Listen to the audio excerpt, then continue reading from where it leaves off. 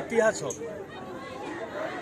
স্বাধীনতাৰ পাছত এটাই সংস্থান গড়ি উঠিছিল ডাঙৰ পাব্লিক সেক্টৰ, এইটো হল হিন্দুস্তান পেপাৰ কৰ্পোৰেশনেৰ দুটা মিল, এটা নগাঁৱত আৰু এইটো কাছাৰত।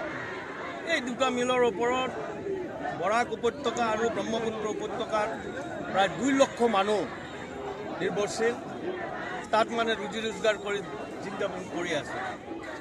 কিন্তু যোৱা 2015 সালত আমাৰ নৰেন্দ্ৰ মোদী ডাঙৰিয়া সৰকাৰ বনোৱাৰ পাছত কাছাৰ পেপাৰ মিলৰ উৎপাদনটো বন্ধ হৈ যায়। নগাঁও তেতিয়াও চলি আছিলে, আমি আশা কৰিছিলোঁ যে নগাঁও পেপাৰ মিল চলিলে, এটা পেপাৰ মিল বাচিলে হয়তো সেইটো ভৱিষ্যতে বাচি যাব। কিন্তু চৰকাৰৰ ইমান নেগলিজেন্সি যে নগাঁও পেপাৰ মিলো বন্ধ হৈ গ'ল। এতিয়া এই মানুহ 2 লাখ মানুহ ক'ত যাব? আমাৰ ইলেকশ্যনৰ আগত আমাৰ বৰাক আৰু ব্ৰহ্মপুত্ৰ উপত্যকাত নৰেন্দ্ৰ মোদী ডাঙৰীয়াই ভাষণ দিছিলে। বৰাক উপত্যকাত ভাষণ দি কৈছিলে 27 মাৰ্চ 2016 ভাষণ দি কৈছিলে যে আমি যদি চৰকাৰত আহোঁ তেনেহ'লে কাছাৰ পেপাৰ মিলটো বচাই দিম।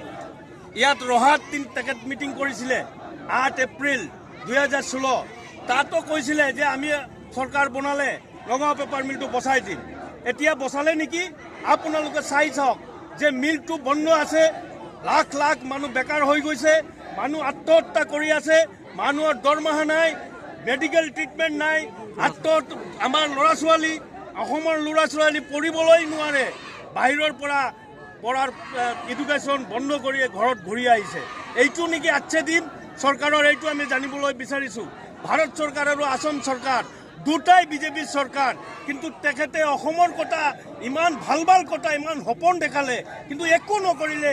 সেইকাৰণে আমি আজি আন্দোলনত যাবলৈ বাধ্য হৈছোঁ। আমি জানো আন্দোলন কৰিলে আমাৰ আশাটো, আমাৰ দাবীটো পূৰ্ণ নহয়, কিন্তু এই আন্দোলনৰ জৰিয়তে আমি চৰকাৰক ক'ব বিচাৰিছোঁ যে চাওক, আপোনালোকে যে প্ৰতিশ্ৰুতি দিছিলে এই প্ৰতিশ্ৰুতিটো আকৌ মনত ল'বলৈ আমি আন্দোলনত যাব বাধ্য হৈছোঁ। আমাক যদি আপোনালোকে নাচায় আৰু ভৱিষ্যতে আকৌ আপুনি আহি ইয়াত বিচাৰ নাপাব। ভাল বিচাৰ পাবলৈ হ'লে, ভাল সহমত পাবলৈ হ'লে, কপাৰেশ্যন পাবলৈ হ'লে আপোনালোকেও জনগণৰ লগত থাকিব লাগিব। মিছা কথা কৈ বেছি দিন টিকিব নোৱাৰে। আমাৰ আন্দোলন চলিব। ইনকলাব জিন্দাবাদ।